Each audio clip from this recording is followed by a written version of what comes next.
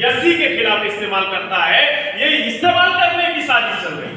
उसका एक ही जवाब है कि उन्हें कल भी ईमान वालों से खतरा था और आज भी ईमान वालों से खतरा था। वो जानते हैं भारत के 20% मुसलमानों का जमीर जिस दिन जिंदा हो जाएगा, भारत के 20% मुसलमानों का जिस दिन ईमान जिंदा हो जाएगा, उसी दिन भारत में इंसाफ का निजाम कायम हो जाएगा। ये बात जानते हैं, इसलिए लगातार इस मुल्क के मुसलमानों को टारगेट करते हैं, इसलिए इस मुल्क के मुसलमानों और इस्लाम के खिलाफ दुष्प्रचार करने का काम करते हैं, उसे बदनाम करने का और उसे अलग तरीके से प्रेजेंट करने का वो लगातार काम कर रहे हैं, कोशिश कर रहे हैं। आरएसएस की शाखाओं में अभी मैं कल बैठा था मिर्जा इलाहाबाद जिले में, एक शेड्यूल कास्ट के कर्मचारी थे, उनका लड़का शाखा है, उनकी मैडम के पास आरएसएस की जुड़ी हुई महिलाएं आती, बैठना शुरू की तो उनकी मैडम ने मेरे पास आकर सवाल किया। दो बातें पूरे मुल्क में प्रचारित किया आरएसएस के लोगों ने, मियां का बच्चा कभी न सच्चा। ये बात कहां से है? आरएसएस के लोगों ने गांव-गांव प्रचारित किया, आज गांव-गांव तक कैसे पहुंचे। दूसरी बात है क्या, वहां से निकल के आई शाखाओं में जाने वाले लोगों, यानी वो प्राइमरी लेवल पर लोगों को तैयार कर कि मुसलमान लोग पूरे दुनिया में लोगों को एक प्लेटफॉर्म पे लाने के लिए, पूरे दुनिया में डिस्कनेक्ट लोगों को कनेक्ट करने के लिए इस्लाम आया। और भारत में आरएसएस के अंदर ताकत थी पूरे दुनिया को जोड़ने की, आज भारत में आकर इस्लाम के मानने वाले लोग क्यों बिखर गए? जिन्हें दुनिया को डिस्कनेक्ट करने के लिए, दुनिया को कनेक्ट करने के लिए भेजा गया, आज की तारीख में भारत के मुसलमान खुद एक दूसरे मिशन ने काम किया तो इस्लाम के मूवमेंट और मिशन ने काम किया। सबसे ज्यादा लोगों के अंदर इंसानियत पैदा करने का काम किया इस्लाम ने काम किया। मॉडर्न एज में, आधुनिक दौर में अगर देखें, आज की तारीख में अगर देखें, तो बुद्धिज्म के बाद किसी आइडियोलॉजी ने, किसी मूवमेंट ने दुनिया के लोगों को एक प्लेटफॉर्म पे लाने का काम किया तो इस्लाम है। लेकिन अभी आरएसएस के लोगों के द्वारा जेहनी तौर पर प्राइमरी लेवल पर थोड़े-थोड़े छोटे-छोटे बच्चों के अंदर क्या प्रचारित किया जाता है कि मुसलमान लोग जब खाना देते हैं तो खाना झूठा करके देते, झूठा किए बगैर देते। दुनिया में एक प्लेटफॉर्म पे भारत में बिखरे हुए लोगों को, जिनको एक साथ बैठने का दर्जा हासिल नहीं था, जिनको एक साथ बैठने उठने का और आपस में मिलने जुलने का हक हासिल नहीं था, ऐसी हालात में जब इस्लाम भारत की सरजमी पे आया तो बिखरे हुए लोगों को एक साथ बैठकर खाना खाने का दावत दिया। और आज उसी सिस्टम को आरएसएस के लोग किस तरह से जेडीएम लोगों की बदल रहे हैं कि आज जो मुसलमान है, क्योंकि एक थाली में बैठकर जब आदमी खाता है, एक साथ बैठकर खाता है, तो इत्तेहाद की जो कड़ी है, एक सब्जेक्ट डाला गया है कि इत्तेहाद कायम किए बगैर भारत में जो है ये सिस्टम नहीं बदला जा सकता। तो इत्तेहाद की एक कड़ी है मिलना जुलना, इत्तेहाद की कड़ी है आपस में बैठकर एक साथ खाना पीना करना। लेकिन आज भारत में मुसलमानों के सामने अनटचेबिलिटी जैसा व्यवहार हो रहा है। 2014 से लेकर 2020 के दौरान आप अगर इतिहास पढ़े तो आज मुसलमान अनटचेबल बना दिया गया है। कल अनटचेबल कौन था? शेड्यूल कास्ट, शेड्यूल ट्राइब था। आज के तारीख में यहाँ बैठे हुए लोग ट्रेनों में सफर करते होंगे, सड़कों पर सफर करते होंगे, आप सार्वजनिक जगहों पे जाते होंगे, कोर्ट और कचहरियों में जाते होंगे, लेकिन आपके साथ अनटचेबिलिटी का व्यवहार किया जा रहा है, अछूतों जैसा व्यवहार किया जा रहा है। जिस मजहब के मानने वाले लोगों ने पूरे दुनिया में, जब लोगों ने, यहूदी नस्ल के लोगों ने पूरे दुनिया के लोगों को अनटचेबल बनाया, अछूत बनाया, अस्पृश्य बनाया, बिखेरने का काम किया, तोड़ने का काम किया, सेग्रीगेट करने का काम किया, अलग करने का काम किया, इस्लाम ने एक प्लेटफॉर्म पे लाने का काम किया। और आज उसी इस्लाम को मानने वाली मेजॉरिटी को भारत में आरएसएस के लोगों ने क्या किया? अनटचेबल बना दिया। अनटचेबल बनाने की वजह से आरएसएस के लोगों ने लंबे समय से वक्त की कुर्बानी दी, अमाल की कुर्बानी दी और नफरत वाले पैगाम की कुर्बानी दी, बांटने का काम किया। आज बड़े पैमाने पे ओबीसी एससी एसटी के लोगों को तैयार किया। आज हमारे कौम के पढ़े लिखे लोग इस बात की शिकायत करते हैं कि बड़े पैमाने पे ओबीसी एससी एसटी के लोगों का हमारे मुखालफत में इस्तेमाल किया जाता है। मैं ऐसे लोगों से सवाल पूछना चाहता हूं, अगर आरएसएस के लोग नफरत का पैगाम बांटकर ओबीसी एससी एसटी को अपने समर्थन में अपने साथ खड़ा कर सकते हैं और आपके मुखालफत में खड़ा कर सकते हैं, हम आपको ईमान इत्तेहाद मसावत के भी रखने वाले लोग हैं ना। ईमानदारी के साथ अगर हमने ईमान इत्तेहाद मसावत की दावत ओबीसी एससी एसटी के बस्तियों में जाकर दी होती तो आज ये तबका आरएसएस के साथ नहीं खड़ा होता बल्कि आपके साथ खड़ा होता। हमने अवसर दिया भारत में जो यहूदी नस्ल के विदेशी नस्ल के लोग भारत में जो काबिज है, हमने उनको अवसर दिया।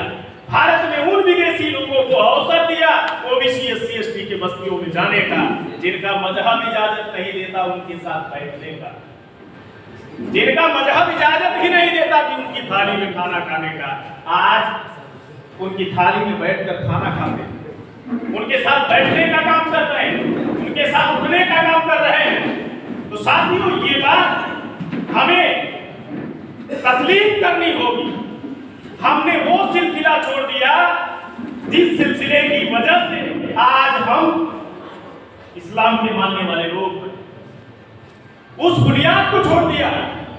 अगर आज की तारीख में अगर हमारे किरदार में अमल में अगर इस्लाम नहीं आएगा तो हम अपने आप को ही नहीं, भारत को भी नहीं बचा पाएंगे, दुनिया को भी नहीं बचा पाएंगे।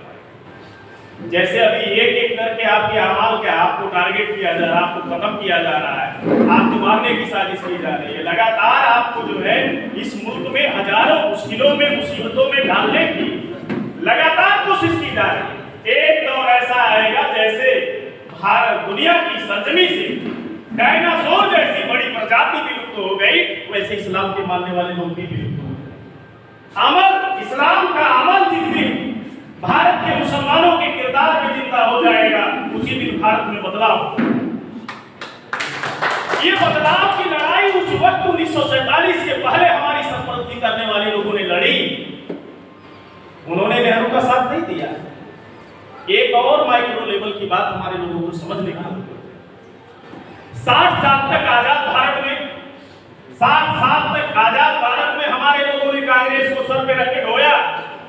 क्या हमारे पढ़े लिखे लोगों ने जिन्होंने कांग्रेस के पीछे हमारी मेजॉरिटी को खड़ा करने का काम किया, क्या उन्होंने तारीख नहीं पढ़ा? गुलाम भारत में क्या कांग्रेस नहीं थी? क्या मुसलमान नहीं थे? क्या मुसलमानों की लीडरशिप करने वाले लोग नहीं थे? क्या ये तीनों लोग मौजूद थे। इस्लाम भी था, इस्लाम के मानने वाले लोग भी थे, और जो है इस्लाम की मुसलमानों की सरपरस्ती करने वाले लोग थे, और कांग्रेस भी थी। लेकिन गुलाम भारत के मुसलमानों ने और गुलाम भारत की में सरपरस्ती करने वाले हम मुसलमानों के रहनुमाओं ने कांग्रेस को अपना घर क्यों नहीं तस्लीम किया? अगर कांग्रेस इस मुल्क के आवाम और इस मुल्क के हक के लिए काम करती तो उस दौर के उस वक्त के लोगों ने मुस्लिम लीग नहीं बनाई, वो कांग्रेस को ही अपनी पार्टी के तौर पर तस्लीम करते, अपने घर के तौर पर तस्लीम करते। लेकिन हमने पढ़ा जिस अपोजिशन की बात कर रहे हैं उस वक्त गुलाम भारत में अपोजिशन था। हम कह सकते हैं गुलाम भारत में अपोजिशन था, लेकिन 1947 के बाद भारत में अपोजिशन ही खत्म कर दिया। अपोजिशन को खत्म करने के लिए भारत में देश का बंटवारा किया गया। अपोजिशन को खत्म करने के लिए भारत का बंटवारा किया गया।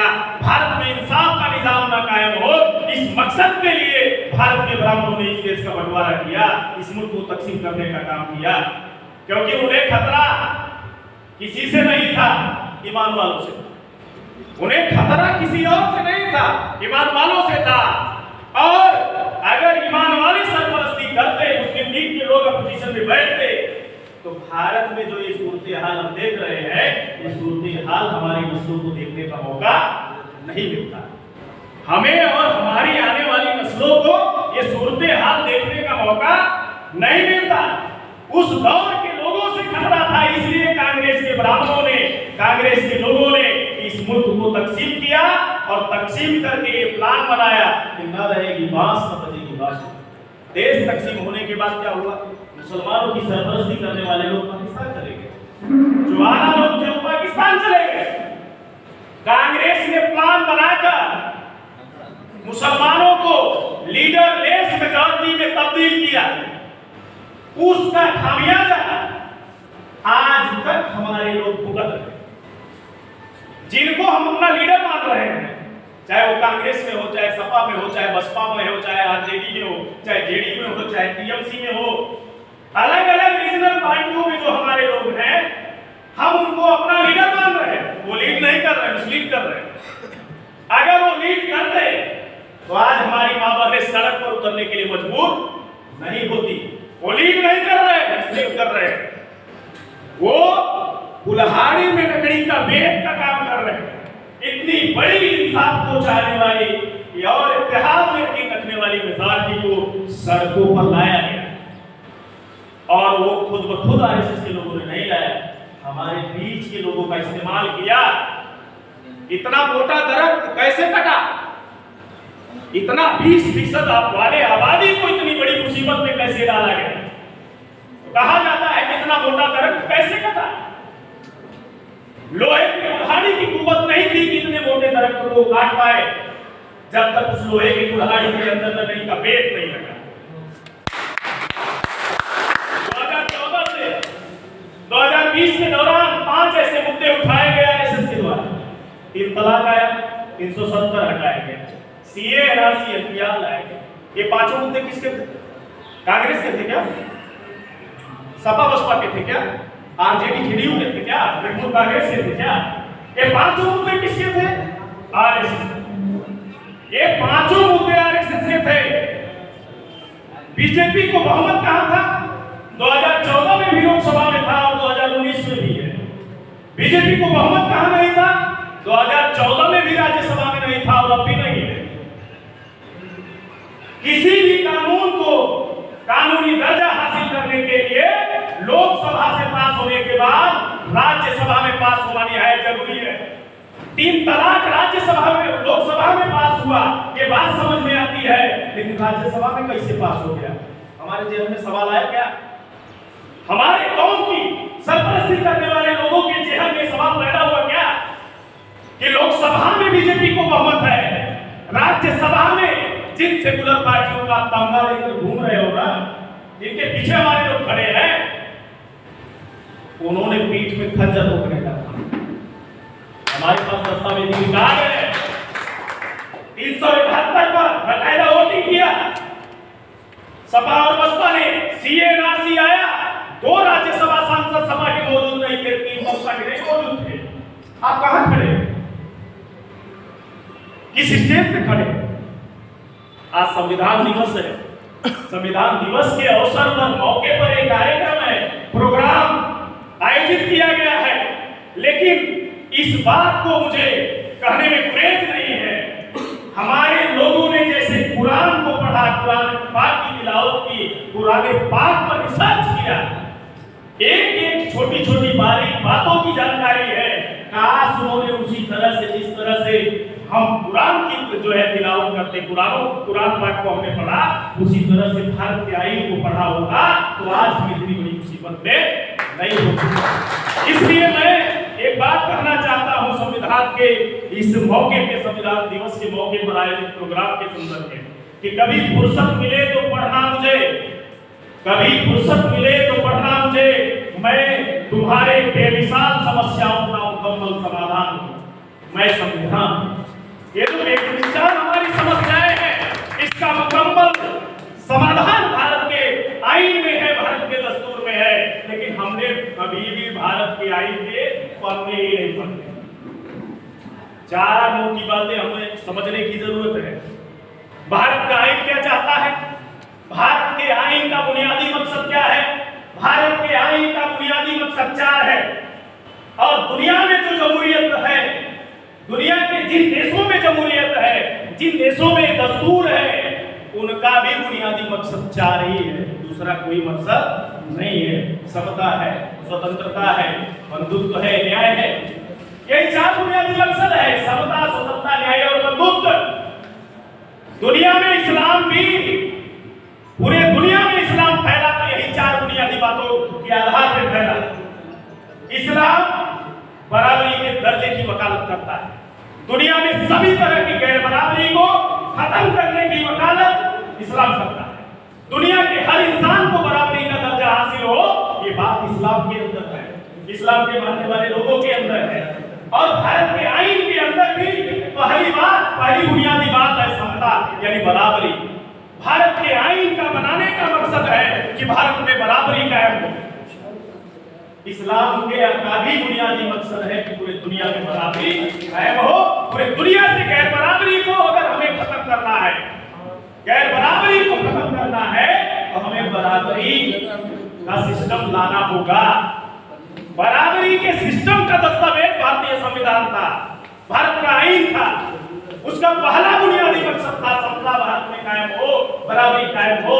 लेकिन हमारे पढ़े लिखे आलिमों को भी नहीं पता है कि संविधान का जो मकसद है वो इस्लाम का मकसद है, अलग का मकसद नहीं है।